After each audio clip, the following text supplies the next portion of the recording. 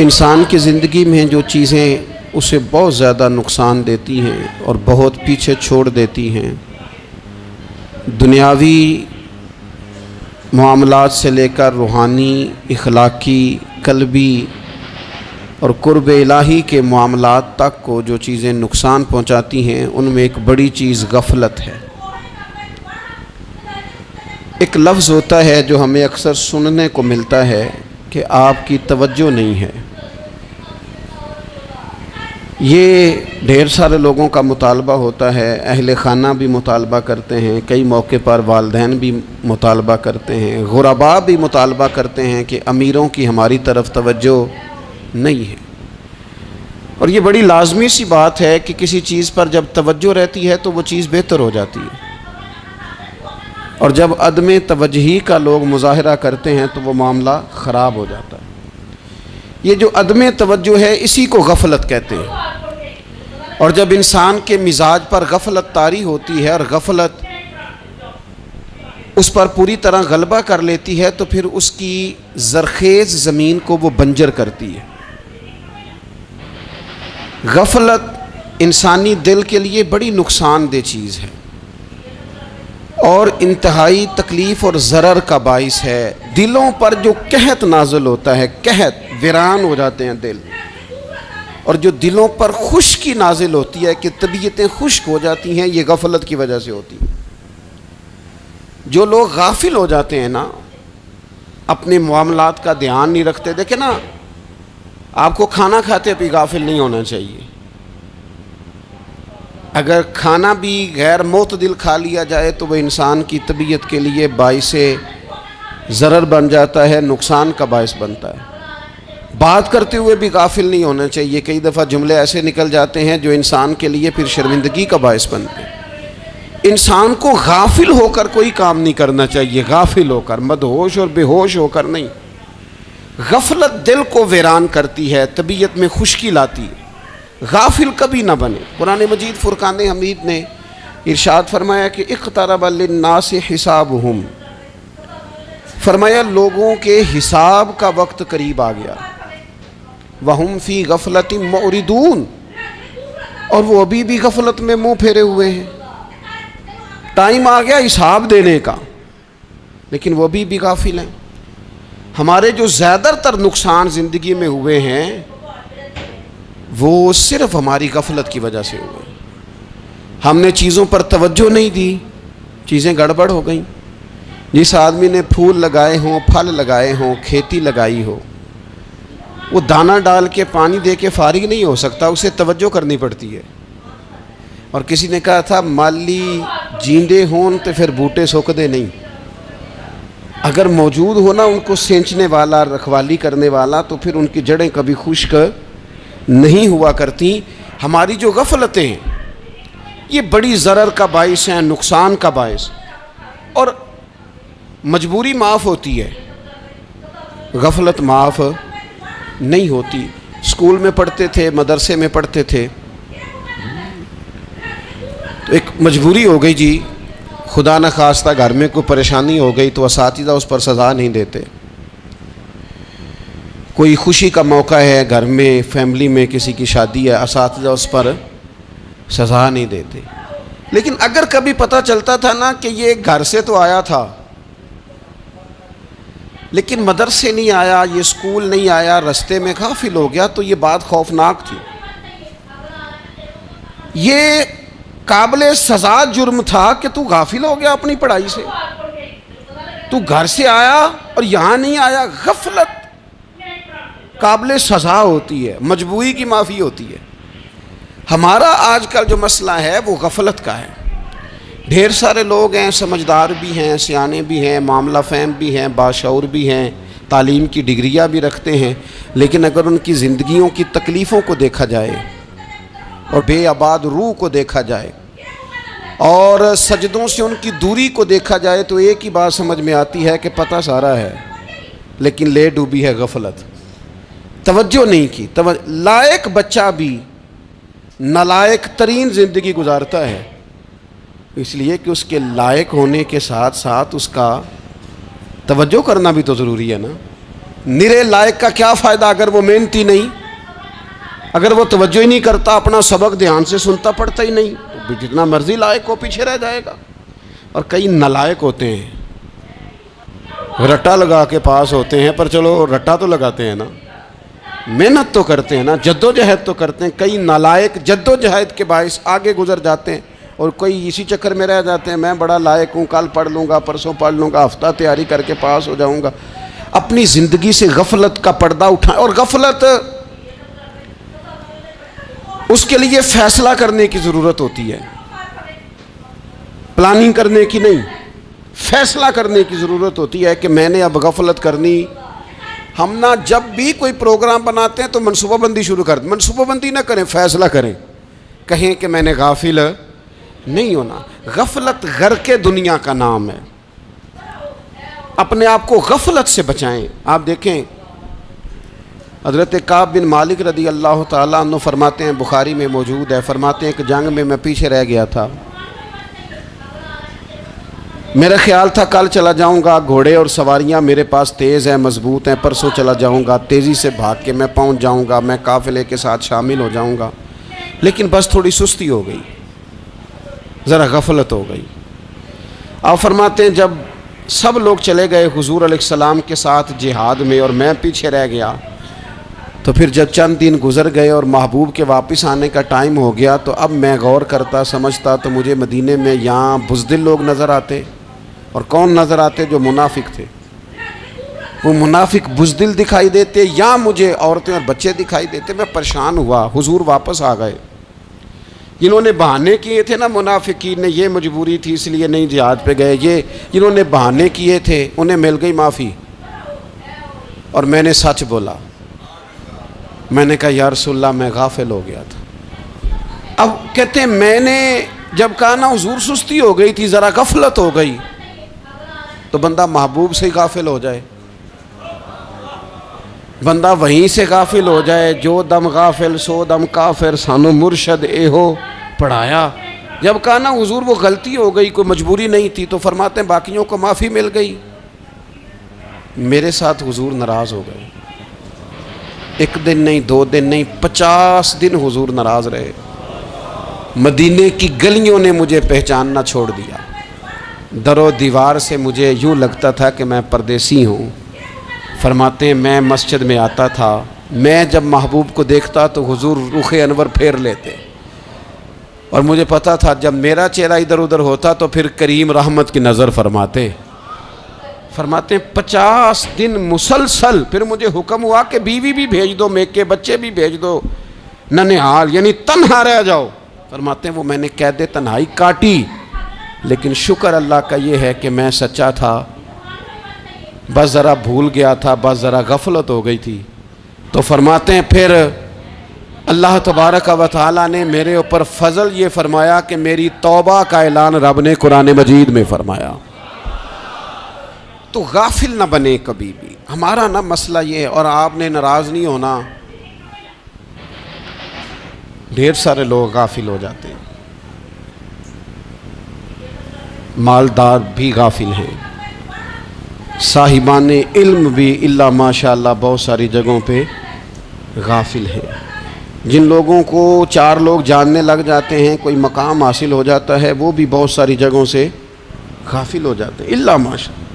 गफलत बड़ी तकलीफ़ वाला मंजर है। जो लोग समझते हैं ना मैं अब गुड बुक में आ गया हूँ, अब मैं अच्छा हो गया हूँ, अब मेरे लिए खैर कहा जाता है, मुझे अच्छाई शायद ये मुस्तकिल मेरे साथ रहेगी, तारीफ़ ही होगी हमेशा, वो भी गाफिल हो जाते हैं।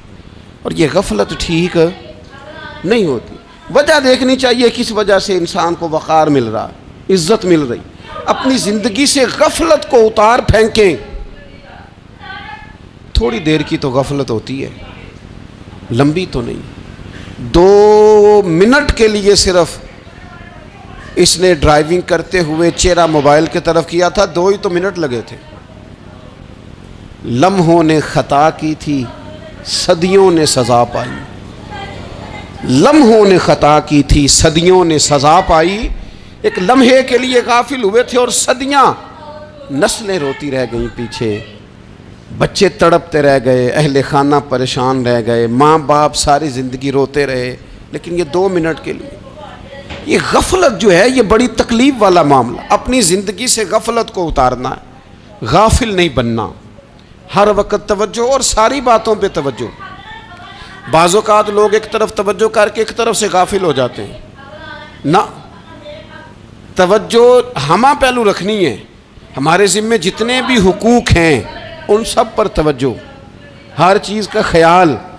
ऐसा ना हो कि इबादत करते रह जाएं और हुकूकुल इबाद हमसे छूट जाएं, और हुकूकुल इबाद इतने ज़्यादा अदा करें। साहब मुझे कहने लगे एक दफ़ा बड़े वसूख के साथ, कहने लगे जी माज़ अल्लाह सुम्मा नहीं जी टाइम मिलता फिर नमाज दा की करिए, रोज़ी कमाना भी तो इबादत है ना। तो मैंने कहा आपने इबादत करना एक हिस्सा कबूल किया है, आपने कुल इबादत नहीं कबूल की। इबादत कुल है, हमा पहलू, एक हिस्सा आप कबूल करके निकल गए और बाकी आपने छोड़ दी। तो किसी एक तरफ से भी गाफिल नहीं होना। जितनी जिम्मेदारियां हैं, जितनी ड्यूटियां हैं, उन सब का ख्याल। और जो बड़ा आदमी होता है, बड़ा घर में बड़ा हो, कबीले में बड़ा हो, इलाके में बड़ा हो, इदारे में बड़ा हो, क्लास में बड़ा हो, जो बड़ा है उसकी तो सारी आंखें खुली हुई होनी चाहिए। एक एक पर उसकी नज़र होनी चाहिए कि मेरी कहाँ ज़रूरत है, कहाँ मुझे अश्कशोई करनी है, किसके साथ मैंने किस तरह मोहब्बत का रवैया रखना है। गाफिल ना बने। अच्छा जी अब कैसे पता चलेगा कि हम गाफिल हैं? ये कैसे पता चलेगा? आप किसी बंदे से भी पूछ लें हालात क्या हैं तो कहता है अल्लाह का शुक्र है कभी किसी का दिल नहीं दुखाया, अल्लाह का शुक्र है जी ज़माना हो गया 5 नमाज़ें पढ़ता, अल्लाह का शुक्र है जी। कैसे पता चलेगा गाफिल है? पहली अलामत हमारे उलमा और सूफिया ने गाफिल बंदे की लिखी है। इस आईने में मैंने और आपने अपना आप देखना है। गाफिल बंदे की पहली अलामत ये होती है कि वो दुनियावी कामों में चुस्त होता है और अल्लाह और उसके रसूल की फर्मा बरदारी में सुस्त होता है। यानी नमाज के वक्त तो उसे नींद सताती है, परेशानी होती है, लेकिन अगर किसी जगह माल मिल रहा हो, पैसे मिल रहे हो, वहाँ जाना हो तो फिर उसे कोई चीज़ भी तंग नहीं कर। दुनियावी कामों में चुस्त होगा, यानी टीवी के आगे, मोबाइल के आगे वो घंटों बैठा हुआ है। और अगर उसे 25 मिनट कुरान पाक सुनना पड़ जाए, अगर उसे 20 मिनट दीनी महफिल में बैठना पड़ जाए, अगर उसे कहा जाए कि तू 20 रकत नमाज नफल अदा कर, दुनियावी कामों में चुस्त है, दीनी कामों में, ये गफलत की पहली अलामत। फिर ज़ाती मामलात पे पैसा खर्च करना हो तो ढेर सारा है, किसी गरीब की मदद करनी हो तो। वो हमारे एक दोस्त हैं, वो अक्सर कहा करते हैं, वो कहते हैं आजकल किसी से कहे ना फलाई काम में, दीनी काम में, किसी की मदद में कुछ 4 पैसे खर्च करने हैं तो लोग कहते हैं हाथ तंग है। हाँ, कोई सस्ता प्लाट मिलता हो ना, और अगर ये समझ आ जाए कि वो मजबूर है बेचारा बेचने वाला, तो फिर कहते हैं मैं 2-3 दोस्तों को फाड़ ले सन। ज़ाती कामों में जब बंदा चुस्त हो और दीनी कामों में सुस्त हो तो मतलब ये है कि बंदा गाफिल है। पहली अलामत गफलत की। और गफलत की दूसरी निशानी ये है कि इंसान गुनाह के कामों को मामूली समझने लग जाता है। ये गाफिल बंदे की निशानी है। गुनाह को मामूली समझता है, छोटा समझता है। आजकल लोग कहते नहीं मैं को अकेला कर रहा हूं, सारी दुनिया ही करती है। और जनाब क्या हो गया, अगर ये गलती हो गई तो बंदे से हो ही जाता है। गुनाह को मामूली समझना, छोटा समझना और कहना फिर क्या हो गया है, इंसान से गलती हो जाती है। आप देख लें कि सैकड़ों बीसियों गुनाहों का बोझ हमारे सरों पे होता है, लेकिन कोई हमारा दबदबा है, कोई हमारी गुफ्तगू है, कोई हमारे जुमलों में खुद पसंदी है, कोई रियाकारी है, कोई तसन्नु है। ये गाफिल बंदे की अलामत है। नबी अकरम सल्लल्लाहु ताला अलैहि वसल्लम ने फरमाया मोमिन अपने गुनाहों को पहाड़ की तरह समझता है। ये बुखारी में हदीस है। मोमिन पहाड़ की तरह जानता है और वो डरता है कि कहीं वो पहाड़ उसके ऊपर गिर ना जाए, यानी कहीं मुझे मेरे गुनाह की सज़ा ना मिल जाए। छोटे गुनाह को भी पहाड़ जानता, यार मुझसे गलती हो गई, मुझे ठीक कर लेनी चाहिए, मुझे माफ़ी ले लेनी चाहिए, मुझे तौबा कर लेनी चाहिए। मोमिन अपने ऊपर गुनाह को पहाड़ की जानिब समझता है। और हुजूर अलैहिस्सलातु वस्सलाम फरमाते हैं कि ये जो फासिक और फाजिर होता है ना, अल्लाह का नाफरमान, ये गुनाह को मक्खी की तरह समझता है। ये समझता है मैंने इशारा करना है, मक्खी ने उड़ जाना है। मोमिन की अलामत ये है कि वो पहाड़ जानता है, अगर गलती हो जाए तो पहाड़।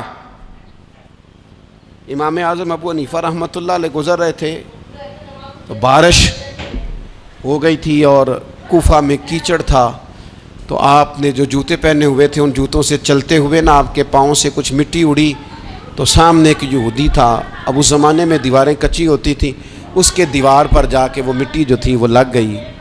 अब इमाम साहब बड़े परेशान हुए कि मैंने इसकी दीवार को आलूदा कर दिया। यहाँ तो लोग अपनी ईंटें रखते रखते कईयों की दीवारें तोड़ ही देते हैं और फिर वो उस पर मानने को भी तैयार नहीं होते, तस्लीम करने को भी तैयार नहीं होते। वो कहते हैं फिर क्या हो गया, अब हमारा यहाँ घर है तो हमने ट्राली मंगवानी नहीं थी, हमारा हक बनता था।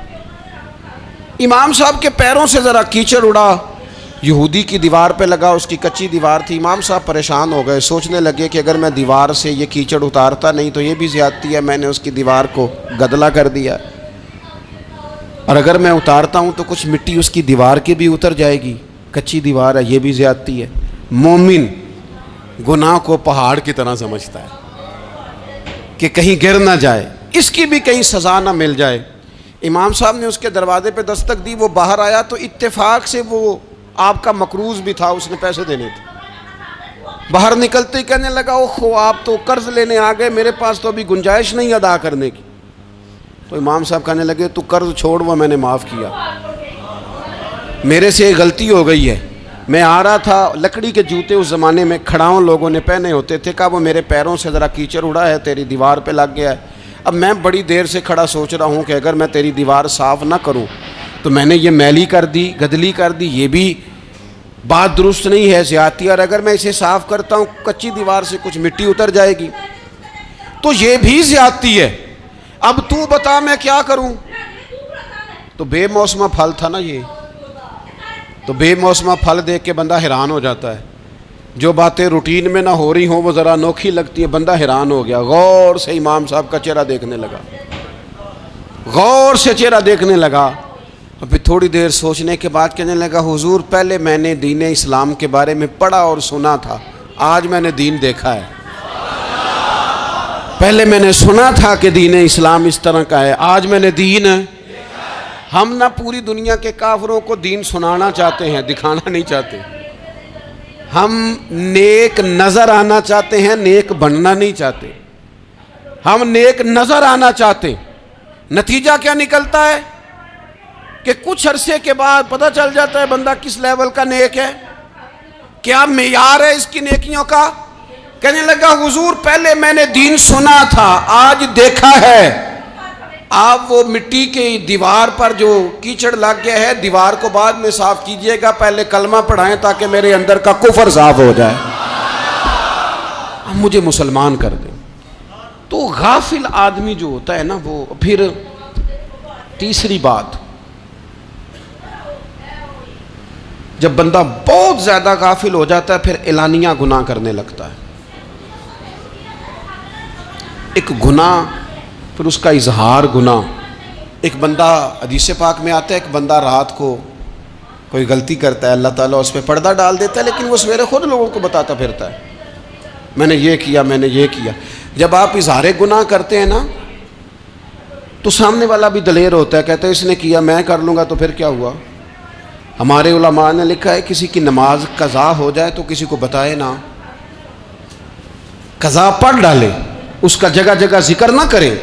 जब आप कहेंगे ना मेरी कज़ा हो गई तो आपके साथ रहने वाला बच्चा दोस्त समझेगा यार इसकी कज़ा हो गई या तो मेरी भी हो जाएगी तो क्या हो। गुनाह करना भी गुनाह है और गुनाह का इजहार भी गुनाह है।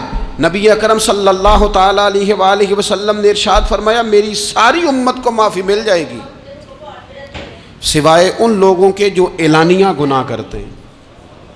ये बुखारी मुस्लिम दोनों में हदीस मौजूद है।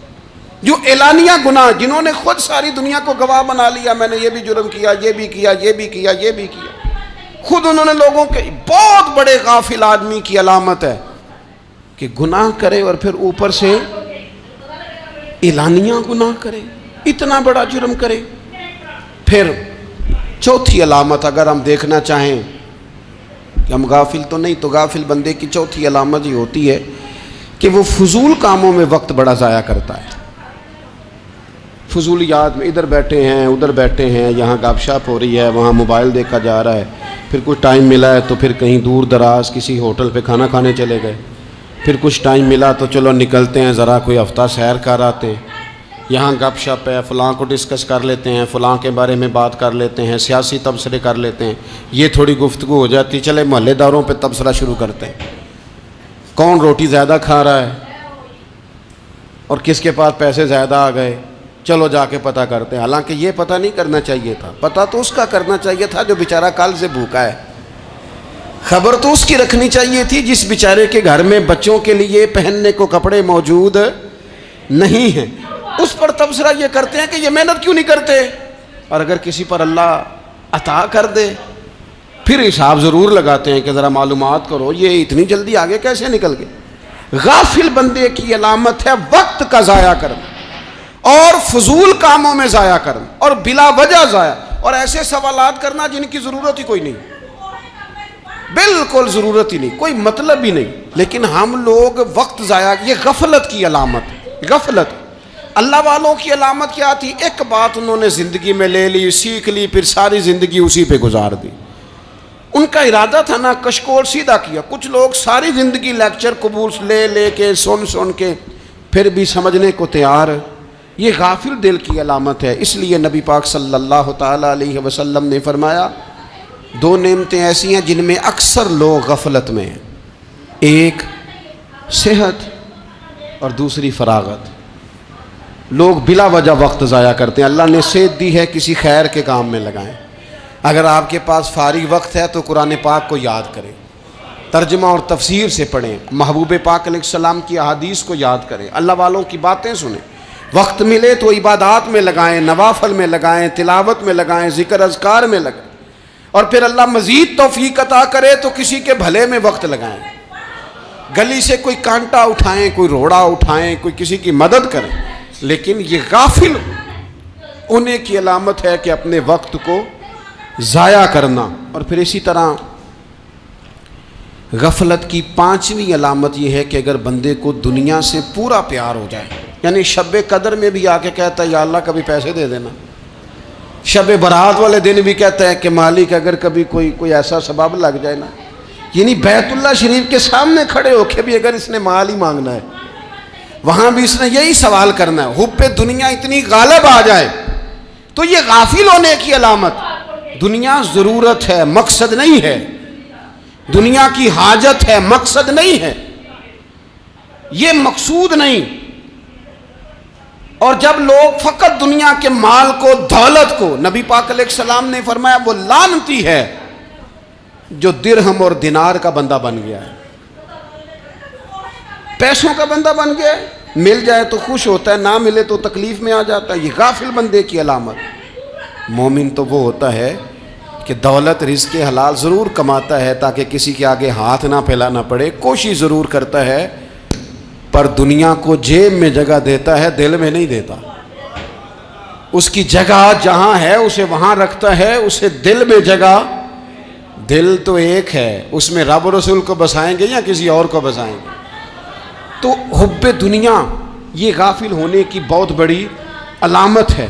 फिर इसी तरह जो बंदा रब करीम को जानता नहीं ना, वो भी गाफिल हो जाता है। एक तो जो ये नहीं ना जानता कि रब करीम सज़ा देगा, वो मुझे देख रहा है, उसे ना ऊँग आती है ना नींद आती है, जो इसकी मार्फत नहीं रखता कि मेरा रब हर वक्त मुझे देख रहा है, वो भी गाफिल हो जाता है। जिसे पता होना को मुझे देख रहा है वो गाफिल नहीं होता। और जो ये समझ लेता है ना कि शायद माज़अल्लाह सुम्मा, इस यकीन को पक्का नहीं करता, वो गाफिल हो जाता है। और एक जो ये नहीं ना जानता कि रब मेहरबान कितना है, वो भी गाफिल हो जाता है। मुझे बताइए सबसे ज़्यादा तो बंदा उसके दरवाजे पे जाता है ना जो सबसे ज़्यादा मेहरबानी करने वाला हो, उस दरवाजे से बंदा उठता ही नहीं। तो जिसको ये यकीन हो जाए ना सबसे ज़्यादा करम फरमाने वाली ज़ात अल्लाह रसूल की है, वो कभी रब रसूल से गाफिल नहीं होता। वो कभी अल्लाह रसूल का दरवाज़ा छोड़ के नहीं जाता, वो कभी किसी और जगह जाके पनाह तलाश नहीं करता। जिसे पता चल जाए ना वो करीम कितना है, मेहरबान कितना है। मुल्ला रूमी रहमतुल्लाह अलैह फरमाते हैं, बहुत बड़ा मुजरिम था एक बंदा, बहुत बड़ा गुनाहगार था, बुत को पूजता था, थक गया, सारी रात बुत के सामने खड़ा था, माज़अल्लाह या सनम या सनम या सनम कहते, थक गया, नींद आ गई, ऊँग आ गई। जब पूरी तरह नींद आ गई और दिमाग पे नींद कब्जा करने लगी तो उसके मुंह से निकल गया, सनम सनम कह रहा था ना, निकल गया या समद, ओ बेनियाज मालिक। रब करीम ने फरिश्तों से फरमाया दौड़ के जाओ, जो कहता है इसे दे दो। फरिश्ते कहने लगे मालिक वो तो बुत को पुकार रहा था, उसने तो गलती से नाम लिया है। फरमाया मुझे नहीं पता, लेकिन देखो ना उसने मुझे पुकारा तो है ना, कितनी देर से झूठे को पुकार रहा था, इसका मामला हल नहीं हुआ। अब अगर सच्चे को पुकारने पे भी हल ना हुआ तो फर्क क्या रह जाएगा। दे दो जो मांगता है, दे दो। मेरे दोस्त घर पता चल जाए वो करीम कितना है, वो मेहरबान कितना है। मेरे रसूल पाक अलैहिस्सलातु वस्सलाम ने तो फरमाया तेरी आंख से अगर उसके खौफ से इतना आंसू भी निकल गया जितना मच्छर का पर होता है, तो जिस तरह भैंस के थनों से निकला हुआ दूध वापस थनों में नहीं ना जाता, जो इतना भी रोए ना रोए अल्लाह के खौफ से, वो बंदा दोज़ख में नहीं जाएगा। थोड़ी देर के लिए डर जाए अपने रब से, आए तो सही। अदम मार्फत गफलत पैदा करती है, तू आ तो सही, वो तो करीम ही बड़ा है, वो तो मेहरबान ही बड़ा है। हज़रत ज़ुनैरा रदी अल्लाह ताला अन्हा हुजूर की सहाबियाँ हैं। अयाम जो मक्के के थे मुसलमानों पर बड़ी आजमाइश के थे, उन्हें बड़ा मारा कुफार ने, इतना मारा कि उनकी बिनाई चली गई, नज़र आना बंद हो गया। काफिरों की औरतों ने ताना दिया कि तूने हमारे बुत छोड़े हैं ना, तो देखना तेरी बिनाई चली गई। तो जनाब ज़ुनैरा अल्लाह पे भरोसा, तवक्कुल, मार्फत इलाही का जज्बा, उठ के खड़ी हो, कहने लगी चुप करो, तुम्हारे झूठे बुत क्या कर सकते हैं। मेरा रब चाहे तो सुबह जब मैं उठूं तो मेरी आंखें रोशन हो, अगर करीम करम कर दे। लोग कहते हैं वाकई ऐसा हुआ, जब वो सवेरे उठी तो अल्लाह ने उनकी रोशनी वापस कर दी थी। तुझे पता चल जाए ना वो मेहरबान कितना है। वो एक बुजुर्ग थे, तो उनसे किसी ने कह दिया कि अगर आपका हिसाब आपके माँ बाप के ज़िम्मे हो जाए तो फिर कैसा, पूछने के लिए क़यामत में अगर माँ बाप हिसाब लें तो फिर कैसा। तो बड़े सियाने लोग थे जो दिल वाले थे, कहने लगे नहीं, रब करीम ही ठीक है, इसलिए कि वो माँ बाप से कहीं बढ़कर प्यार करने वाला है। अगर ये मार्फत मिल जाए वो करीम कितना है। और जब बंदा पूरी तरह उसकी बारगाह में आके तड़प जाता है ना, मौला मैं जाऊं किधर, तेरा दरवाज़ा छोड़ के जाऊं किधर। इकबाल कहते हैं वो एक सजदा जिसे तू गिरां समझता है, 1000 सजदों से देता है आदमी को निजात। तुझे जगह जगह झुकना नहीं पड़ेगा अगर तू सही मानों में अपने रब की बारगाह में झुक जाए। तो मेरे अजीज़ कोशिश करें कि उसकी मारिफत, उसका करम, उसकी अता और अल्लाह तबारक व तआला के हाजिर व नाजिर होने पर ऐनुल यकीन, अकुल यकीन हासिल करें। और फिर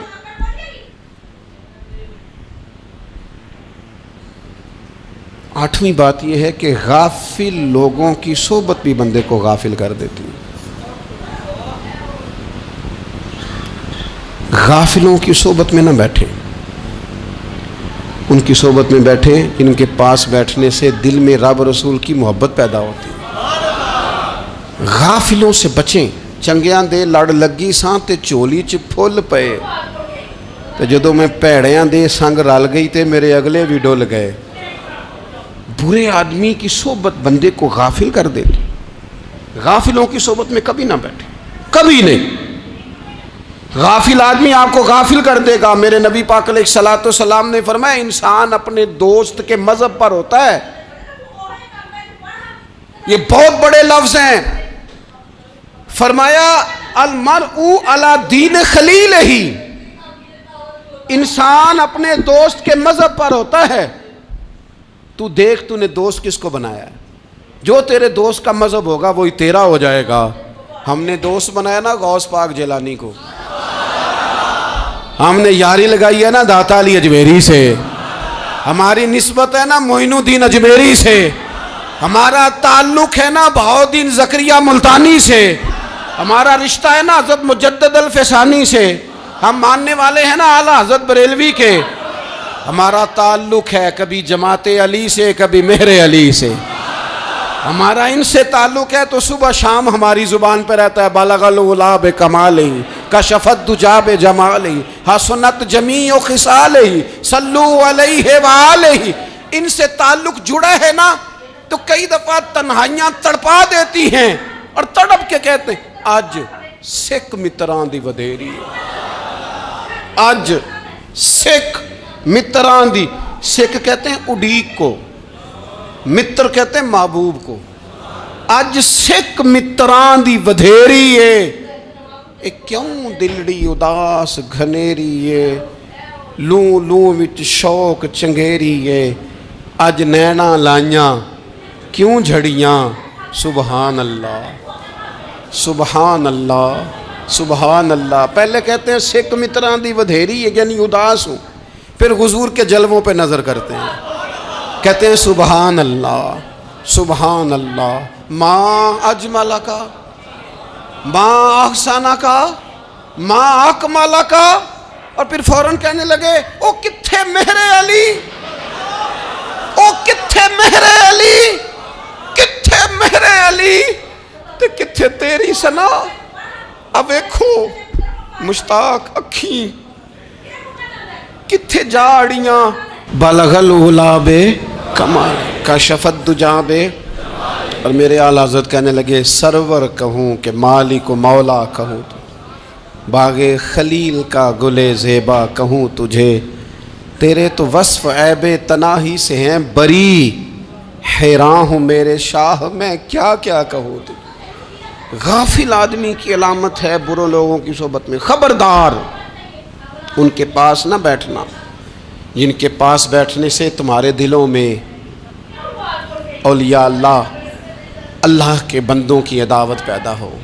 खबरदार, खबरदार उनके पास ना बैठना जिनके पास बैठने से तुम्हारे दिलों में हुजूर की औलाद पाक के बारे में शक पैदा हो। खबरदार उस शख्स के पास ना बैठना जो इमाम हुसैन इब्ने अली के बारे में कोई कमज़ोर बात करता हो, बचना।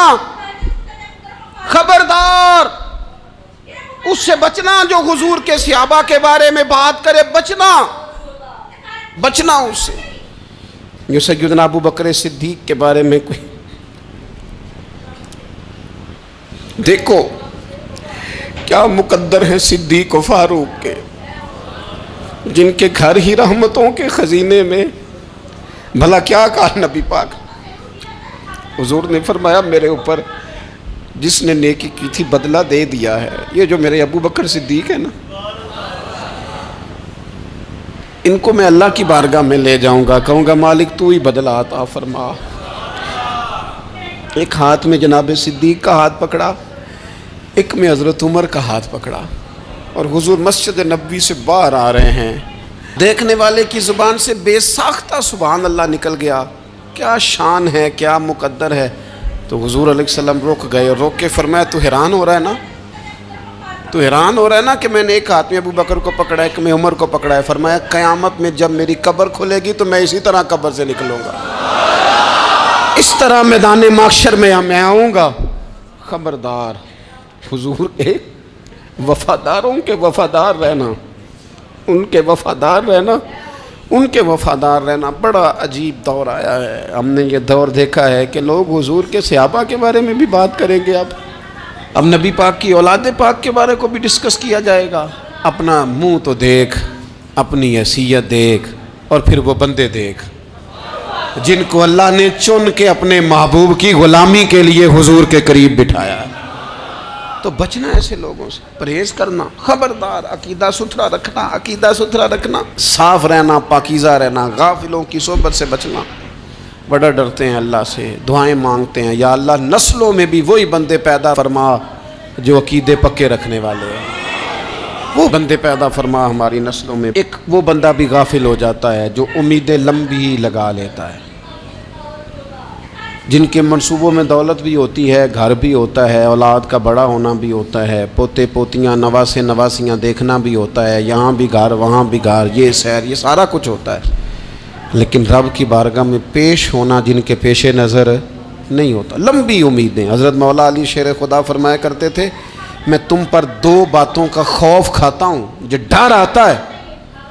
एक ये कि तुम ख्वाहिश की पैरवी करोगे, जो नफ्स की ख्वाहिश होगी उसके पीछे लग जाओगे, और एक तुम लंबी लंबी उम्मीदें बांधोगे, इतने साल जीना है, इतने 100 साल जीना है, ये करना है, वो करना है। मनसूबाबंदी करें मुस्तकबिल के लिए, वो बुरी नहीं, लेकिन तैयारी रखें, तैयारी रखें। इस बात का भी ख्याल रखें कि अल्लाह की बारगाह में हाजिर होना। ये गफलत की चीज़ें हैं जो बंदे को गाफिल कर देती हैं। जो लोग अल्लाह का जिक्र नहीं करते वो भी गाफिल हो जाते हैं, और जो फजूल बातें ज़्यादा करते हैं ना, हंसते ज़्यादा। फल यदहकू कलीलम वल यबकू कसीरा। कुरान कहता है ज़्यादा रोया करो, कम हंसा करो। नबी पाक अलैहिस्सलाम से पूछा था हज़रत उक़बा बिन आमिर ने कि या रसूलल्लाह निजात किस चीज़ में है? तो नबी पाक अलैहिस्सलाम ने फरमाया, एक तो अपनी ज़ुबान काबू में रखो, दूसरा फरमाया अपने घर में ठहरे रहो, तुम्हारा घर तुम्हारे लिए काफ़ी हो, फजूल ना निकलो घर से, और तीसरा फरमाया अपनी ख़ताओं पे रोया करो।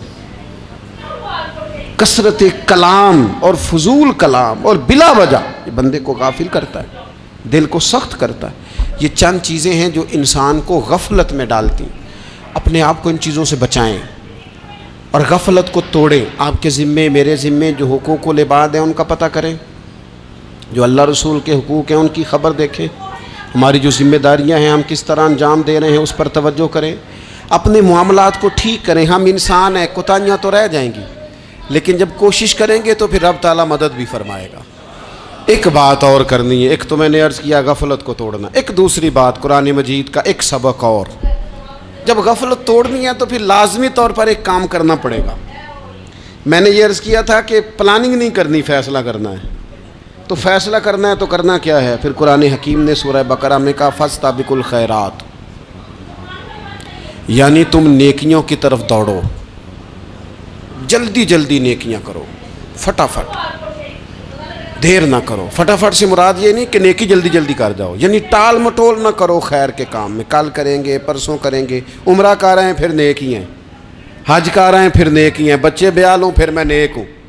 ये थोड़ा सा ये काम टाल मट, फस्ताबिकुल खैरात, नेकियों की तरफ दौड़ो, जल्दी करो, भागो। नबी पाक सल्लल्लाहु ताला अलैहि वसल्लम ने फरमाया 5 चीज़ों को 5 चीज़ों से पहले गनीमत जानो। हुजूर अलैहिस्सलातु वस्सलाम फरमाने लगे, एक तो तुम जवानी को ना बुढ़ापा आने से पहले पहले गनीमत समझ लो। नबी करीम सल्लल्लाहु ताला अलैहि वसल्लम इरशाद फरमाने लगे कि अपनी सेहत को गनीमत जान लो, बीमारी आने से पहले पहले। फिर हुजूर अलैहिस्सलातु वस्सलाम फरमाने लगे, अगर अल्लाह ने तुम्हें माल दिया है, वुसअत दी है, तो नेकी कर लो, खर्च कर लो अल्लाह के रास्ते। खुदा न खास्ता तुम पर गरीबी आ जाए। और फिर हुजूर सैयद आलम सल्लल्लाहु ताला अलैहि वसल्लम फरमाने लगे, अगर तुम्हें अल्लाह ने कुछ फरागत दी है, बहुत ज़्यादा मसरूफ़ नहीं हो, तो गनीमत जान लो, जल्दी से नेकी कर लो, कबल इसके कि तुम मशगूल हो जाओ। और 5वीं बात हुजूर ने बयान की, फरमाया ज़िंदगी को गनीमत जानो, मौत आने से पहले पहले जल्दी से नेकी कर लो। नेकी के लिए सारी ज़िंदगी मनसूबाबंदी ना करते रहो, नेकी के लिए देखो ना, हमारी ज़िंदगी में यहाँ दुनिया में रह के चंद मिनटों में वो नेकी की जा सकती है जो क़यामत के बाद सदियों का हमारा फ़ायदा करेगी, सदियों का फ़ायदा करे। करते नहीं, प्लानिंग कर रहे हैं, मनसूबाबंदी कर रहे हैं, बस तैयारी कर रहे हैं, बस हज़रत आप दुआ कर दें, अल्लाह ताला दुआएं भी कबूल फरमाने वाला है। लेकिन जो नेकी नसीब होती है उसे जल्दी से कर गुजरें, उसे फटाफट करें। मैं एक गांव में गया, अब तो खैर वो दौर नहीं रहा, ये 10-15 साल 20 साल पहले ना, जो नौजवानों की मसरूफियात होती थी उनमें से एक मसरूफियत ये होती थी कि गंदम लेके चक्की पे जाना है, आटा पिसवा के लाना है। ये एक बड़ी, चूँकि सभी घरों के अंदर साल के लिए गंदम स्टॉक कर ली जाती थी, तो गंदम लेके जाना ये एक ड्यूटी होती थी। एक नौजवान एक गांव में, उसकी मुझे तारीफ़ सुनने को मिली। तो एक बूढ़ी अम्मा कहने लगी, ये तो बड़ा नसीबां वाला है, सारे का ही आटा पिया लिया होंदा है। और आते जाते पूछ लेता है कि अम्मा, कोई कहने लगी मेरे बच्चे बाहर होते हैं, ये मुझे दवाई भी ला देता है शुगर की, मैं मरीज़ा हूँ। यानी खैर जितनी हो सके, जितनी। मेरे एक संगी हैं, तो सड़क पे कोई बंदा खड़ा होता है ना, अल्लाह ताला उन्हें सलामत रखे, बंदा खड़ा होता है तो कहते हैं मैं उससे पूछ लेता हूँ, बाबा जी किधर जाना है, फलानी जगह जाना है, तो कहते हैं मैं मोटरसाइकिल पे बिठा लेता हूँ।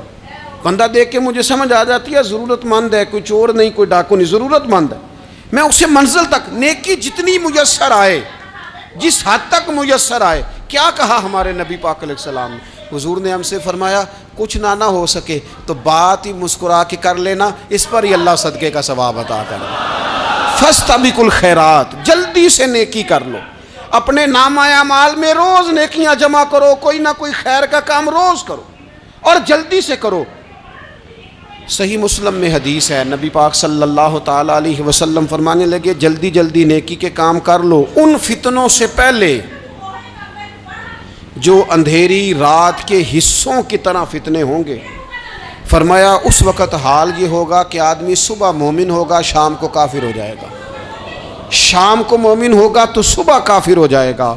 और फरमाया लोग दुनिया के बदले अपना दीन तक बेच डालेंगे। माज़अल्लाह झूठी कस्में नहीं खाई जाती, झूठा कुरान मजीद नहीं लोग उठा लेते, लोग दुनिया के लिए दीन बेच डालेंगे। उससे पहले पहले जब फितने इतने ज़्यादा हो जाए, उससे पहले पहले नेकी कर लो, कोई खैर का काम कर लो, जल्दी से कुछ ऐसा कर लो। हज़रत उक़बा बिन हारिस रदी अल्लाह ताला अन्हु फरमाते हैं, ये देखें हमारे नबी पाक अलैहिस्सलाम की सीरत क्या है, हुजूर का उसवा क्या है, नबी पाक अलैहिस्सलाम हमारी तरबियत किस तरह करते। हज़रत उक़बा बिन हारिस रदी अल्लाह ताला अन्हु कहते हैं हमने नबी पाक अलैहिस्सलाम के साथ ना असर की नमाज़ पढ़ी, ये सही बुखारी में मौजूद है। फरमाते हुजूर सलाम फेरते ही फ़ौरन उठ के घर तशरीफ़ ले गए। ये हमारे लिए ना अनोखी बात थी, गैर मुतवक्के थी, पहले कभी ऐसा हुआ नहीं। सलाम फेरा नमाज का, हुजूर जल्दी से तशरीफ़ ले गए। अब हम हैरान थे और हैरत अंगेज़ तौर पर हैरान थे कि करीम इतनी जल्दी तशरीफ़ ले गए। थोड़ी देर हुई हुजूर वापस आ गए तो महबूब पाक अलैहिस्सलाम फरमाने लगे घर में ना एक छोटी सी डली, एक छोटा सा टुकड़ा सोने का पड़ा था, माल आया था सारा सदका कर दिया, वो थोड़ा सा पड़ा था, अचानक मुझे याद आया वो तो पड़ा रह गया। तो हुजूर फरमाने लगे मैंने कहा कहीं ऐसा ना हो जाए कि सारी रात गुजर जाए और मेरे घर में पड़ा ही रह जाए, मैं जल्दी से जाके उसे खैरात कर दूं। मैंने खैरात किया, फिर मैं वापस आ गया हूँ। जल्दी से नेकी, जल्दी से नेकी कर ली जाए।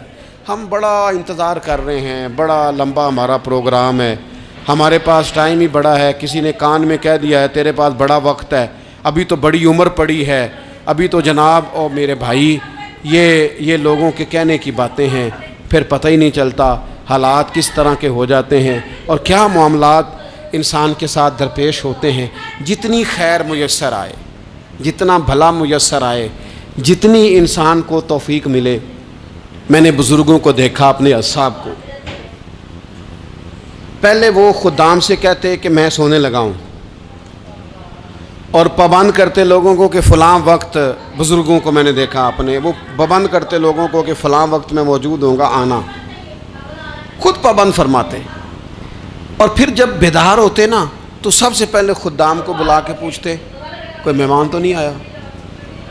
और जनाब आपने खुद ही तो पाबंद फरमाया फ़लाँ दिन आना। कहने लगे चल यार अगर कोई आया तो मुझे मिला लो, मेरी मुलाकात करा लो। क्यों? इसलिए कि दूर से आया है, मुझसे मिलने आया है, कोई खैर की बात सीखने आया, चलो मेरे नामा अमाल में को नेकी जाएगी। कुछ ना कुछ खैर जमा कर ली जाए, कुछ ना कुछ ड्यूटी कर ली जाए, कुछ काम करें और जल्दी से करें। हज़रत जाबिर इब्न अब्दुल्ला अंसारी रदी अल्लाह ताला अन्हु बयान करते हैं, ये भी बुखारी में मौजूद है। कहते हैं एक सहाबी ना नबी पाक अलैहिस्सलाम की बारगाह में हाजिर हुए ग़ज़वा उहद के मौके पर, और हाल उनका ये था कि वो खजूर खा रहे थे और खजूर उन्होंने मुंह में रखी हुई थी। हुजूर की बारगाह में हाजिर हुए और अर्ज़ करने लगे या रसूल अल्लाह सल्लल्लाहु ताला अलैहि वसल्लम अगर मैं शहीद कर दिया जाऊँ तो कहाँ जाऊँगा? हुजूर फरमाने लगे जन्नत में। तो कहते उन्होंने जो खजूर मुंह के अंदर थी ना वो उन्होंने निगली नहीं, अंदर नहीं ले गए, उसको बाहर निकाला और दौड़ के आगे बढ़े और जंग करनी शुरू कर दी। और लड़ते लड़ते शहीद हो गए। क्या सबक दिया उन्होंने? सबक ये दिया कि नेकी करने में इतनी देर भी नहीं करनी जितनी खजूर खाने में देर लगती है। जल्दी से नेकी करनी है, फटाफट नेकी करनी, उसके अंदर टाल मटोल नहीं करना। उसी वक्त उन्होंने खजूर बाहर निकाल दी, दौड़ के उन्होंने। हजरत अनस बिन नदर रदी अल्लाह ताला अन्हु, हजरत अनस बिन मालिक रदी अल्लाह ताला अन्हु के चचा हैं, मैदान ओहद में ना, ओहद पहाड़ के करीब खड़े थे, लोगों से कह रहे थे जल्दी जल्दी इधर आओ, वो जन्नत जो इंसान को इंतकाल के बाद नसीब होगी और क़यामत के बाद नसीब होगी। फरमाते थे मुझे तो अभी ओहद पहाड़ के अंदर से जन्नत की खुशबू आ भी रही है, लिहाजा जल्दी से आओ, इधर दौड़ो, जिहाद करो, आओ कुफार से लड़ें। तो नेकी में देर नहीं करनी।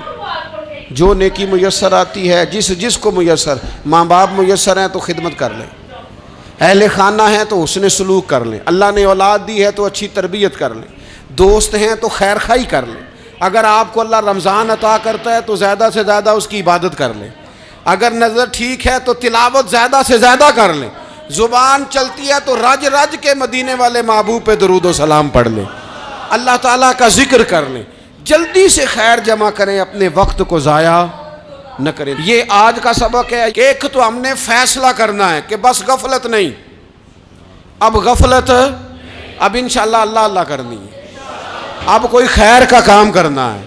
मेरे हजरत का एक जुमला कभी नहीं भूलना, फरमाया करते थे ज़मीन के ऊपर काम, नीचे जाके आराम। ये छोड़ दें, इतने घंटे सोना है तो ये करना है, तो मेरी नींद में दखल कोई ना डाले, फिर सोते ही रह जाएंगे, सोते ही रह जाएंगे। ज़मीन के ऊपर काम और नीचे जाके जागना है, जाग ले अफलाक के साए तले, फिर हश्र तक सोता रहेगा खाक के साए तले। अब जाग ले अफलाक के साए के नीचे, जाग, खोल आंखें, हर वक्त का सोना, हर वक्त सोना, हर वक्त जो अपने आराम की फिक्र करना, इससे निकल आए और अच्छा खाना और अच्छा पहनना और बस अपनी मर्जी की जिंदगी मन चाही जीना, इससे बाहर आए। फैसला करें, फैसला कि अब गफलत नहीं करनी।